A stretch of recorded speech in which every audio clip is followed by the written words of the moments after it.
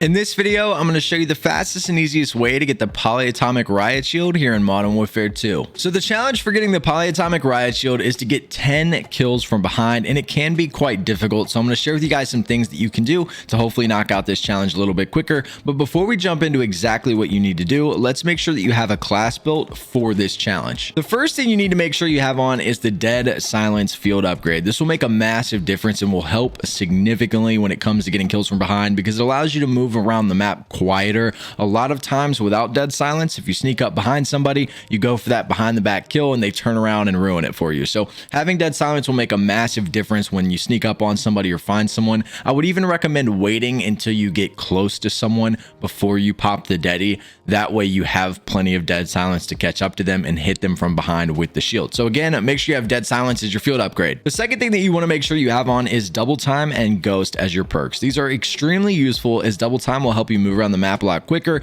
because as most of you know, with the Riot Shield, you're pretty damn slow, and Ghost will help to keep you off that UAV once it's activated. There's nothing more annoying than having somebody turn around and ruin your kill from behind because they see you on the UAV or they hear you coming up behind them. So again, make sure Double Time and Ghost are the perks that you have on. The third thing, make sure that you're running stun grenades. Stun grenades will be extremely useful, as you'll be able to slow the enemies down.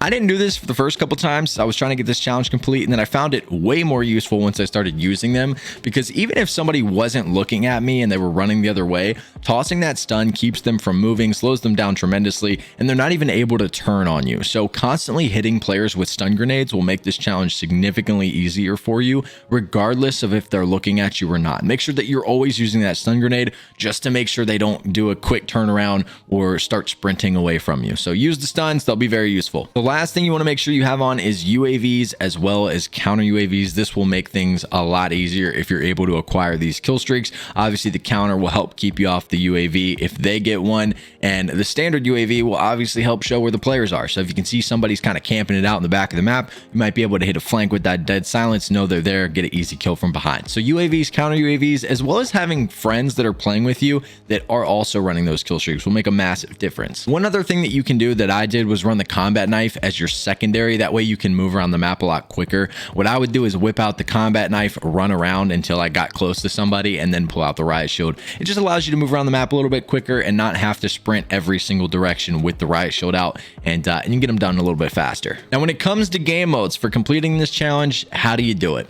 I would recommend only playing tier 1. You can attempt playing Shoot House 24/7. Shipment is not currently in the game, but when that drops, you can attempt playing that. I find that to be a little bit more of a challenge, just because it's a 2-tap to kill somebody, and for the most part, if you hit somebody from behind with a Riot Shield once, they're gonna turn around and ruin that kill from behind for you. So I found tier 1 to be the easiest way to knock this out, as it obviously only takes 1 hit, and if you're stunning players or coming up behind them with Deady, it makes this way faster and way easier.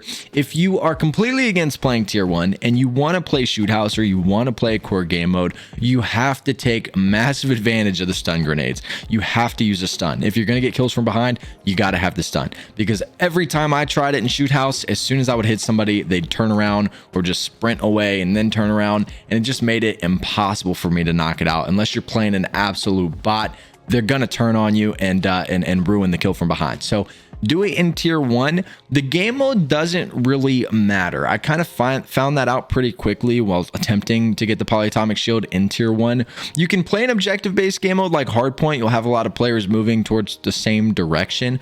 TDM, kill confirmed, players tend to play a little bit slower.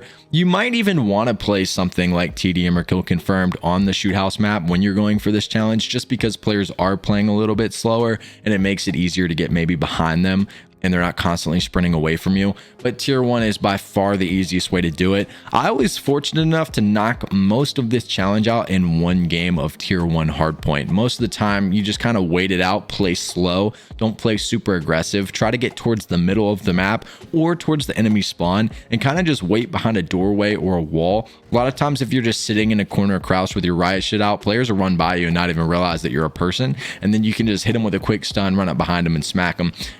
But But tier 1, playing slow, these are the best things that you can do to knock this out. And trust me, if you do exactly what I just said, you'll get this done way faster than you think, and you'll move on and be able to get that Orion Riot Shield. But if you guys have any other questions or any other advice that you found when trying to get the Polyatomic Riot Shield, please make sure to leave it down in the comments below, and I'll be sure to check those out. But thank you guys so much for the constant support on these videos. I really do appreciate it. I hope you guys have a good rest of your day, and I'll see you in the next one.